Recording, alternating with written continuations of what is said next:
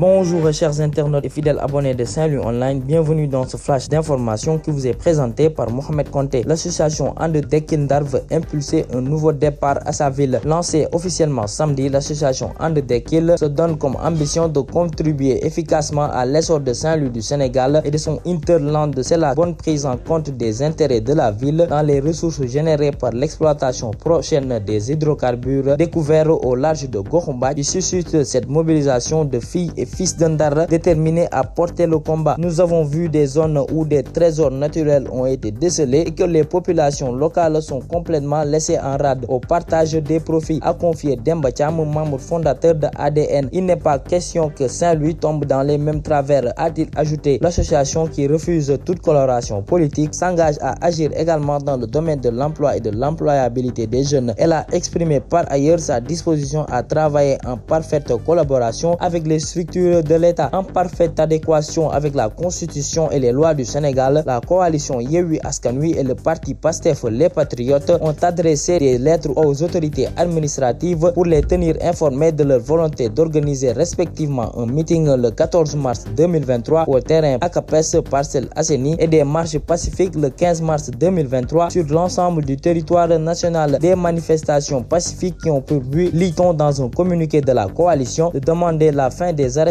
et détentions arbitraires et la libération de tous les détenus politiques, de demander la fin de l'instrumentalisation de la justice et le démantèlement des milices privées opérant aux côtés des forces de l'ordre, de demander la fin de la mauvaise gestion des ressources publiques et la clarification des 7 milliards de francs CFA que le président Macky Sall aurait gracieusement offert à Madame Marine Le Pen. Ousmane Sonko et ses camarades soutiennent que les milices du pouvoir sont le seul facteur pouvant déclencher une guerre civile. Ainsi, ils interpellent les responsables de l'Alliance pour la République, particulièrement le leader Macky Sall, sur les milices opérant en toute impunité aux côtés des forces de l'ordre. À cet effet, Pastef, les Patriotes, posent 4 questions simples au président Macky Sall. La première, est-il le parrain des milices qui opèrent aux côtés des forces de l'ordre? Deuxièmement, est-ce vrai qu'il a nommé un haut gradé à la tête de ces milices et que c'est ce haut gradé par ailleurs commandant d'autres unités qui instruit aux forces de l'ordre de ne pas mettre hors d'état de nuire ces milices? Troisièmement, son fils Amadou Sall aurait été aperçu à Grand Yoff la nuit du mardi 7 mars 2023 vers 2 h en train de recruter des nervis. Est-ce sur instruction de son père ou de sa mère? Quatrièmement, à quand le démantèlement effectif de ces milices qui sont aux côtés de la troisième candidature, la seule vraie menace sur la stabilité du pays et font peser de sérieux risques de guerre civile au Sénégal? Scandale, un militaire en service à l'école nationale des sous-officiers d'actifs Ensowa de Kaolack s'activait également dans le trafic de drogue, mais l'indélicat soldat de première classe a fini par mordre à l'hameçon tendu par les éléments de brigade régionale des stupéfiants de Saloum. Tout est parti lorsque ces policiers ont reçu un renseignement relatif à un trafic de chanvre indien dirigé par un individu non identifié. L'informateur a filé le numéro de téléphone du dealer